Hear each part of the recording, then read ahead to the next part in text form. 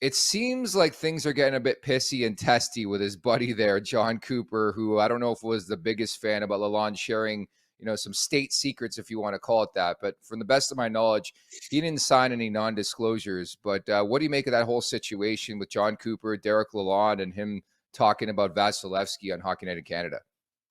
Well, he came over to the dark side, right? And Hmm. the guys within the game just hate that kind of shit. But I really don't think Lalonde gave out any trade secret that couldn't be figured out No. on your own. I mean, Vasilevsky's not playing, his Vezina winning type performance, Conn Smythe winning performance this year in the playoffs so far. Still a good goaltender, but the Leafs have been able to solve him. And yeah, the shots are coming from outside. The tips are beating him.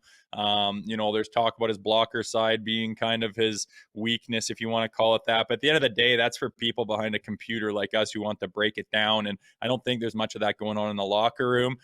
Pucks towards the net, get bodies in front, get sticks on, get off, get a jump on rebounds, all that shit. Doesn't really matter who that goaltender is. And, we sit here waiting for the game with nothing else to do. So yeah, we're going to analyze that stuff. So is Lalonde, but, Cooper, his comments were true too. I mean, look at some of the goals scored on Vasilevsky. I mean, traffic in front, tips.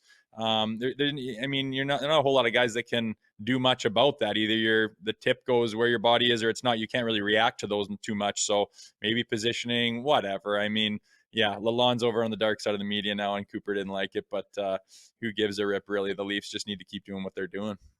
I thought Vasilevsky had a great quote about buying X-ray glasses to be able to see screenshots. 'Cause I think the Toronto Maple Leafs done a great job of getting bodies in front, and I think any goalie, it's going to be difficult. I know it's being overplayed a bit about Vasilevsky and his struggles, and rightfully so. But I think the Leafs deserve a lot of respect. So with that in mind, what are some of the keys you're looking at tonight, Rosie? For me, one of the big things is, and I know it's so cliche. We talked about this yesterday with Frankie Corrado. Start on time, right? The team to score the first goal in each of the first four games is 3-1 so far. The Leafs changing that back in game four. But what are your keys to victory today?